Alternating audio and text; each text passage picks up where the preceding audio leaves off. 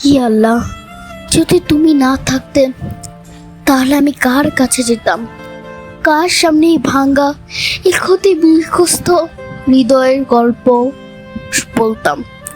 কার পায়ের কাছে মাথা নত করে বুকের ভেতরটা জমে থাকা এত কষ্ট, এত যন্ত্রণা, এত দীর্ঘশ্বাস উজাড় করে দিতাম? এই পৃথিবীর মানুষ শুধু বাহিরের রঙের মুখোশটাই দেখে, চোখের কোণে জমা পানি দেখে হয়তো, কিন্তু হৃদয় সেই নীরব, সেই নিঃশব্দ, সেই কান্না কেউ বুঝতে পারে না, কেউ শুনতে পারে না, কেউ বুঝতে পারে না। সে একাকিত্ব, সে একাকিত্ব রাতের বুক ফাটা আর্তনাদের ভাষা। কিন্তু তুমি তো সবই জানো মহান রব, যিনি কোনো শব্দ ছাড়াই, কোনো ভাষা ছাড়াই মনের ঘৃণির প্রতিটা আর্তনাদ অনুভব করে নাও।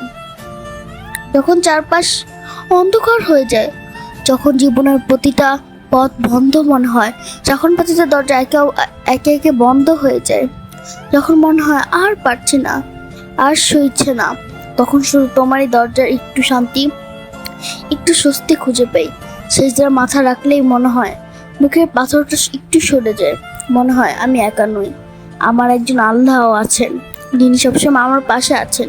ইয়া রব, মানুষ ছেড়ে যেতে পারে, ভালোবাসার মানুষ বদলে যেতে পারে, বিশ্বাসের মানুষ পিঠে ছুরি মারতে পারে, এই নিষ্ঠুর দুনিয়া বরাবর কষ্ট দিতে পারে, কিন্তু তুমি কখনো কোনো মুহূর্তে তোমার এই অসহায় বান্দাকে একা ফেলে দিও না।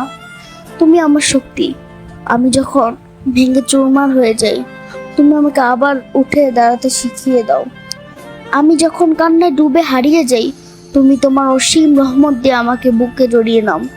আমি যখন পথ হারিয়ে ফেলি, তুমি আলো হয়ে পথ দেখিয়ে দাও। তাই আল্লাহ, আমার জীবনে যত ঝড়ই আসুক, যত বিপদ, যত কান্না, যত কষ্টে আসুক, আমি শুধু তোমাকে আঁকড়ে ধরে বাঁচতে চাই।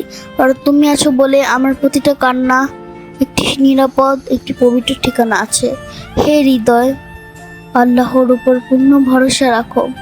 হে হৃদয়, কখনো সম্পূর্ণ ভেঙে পড়ো না।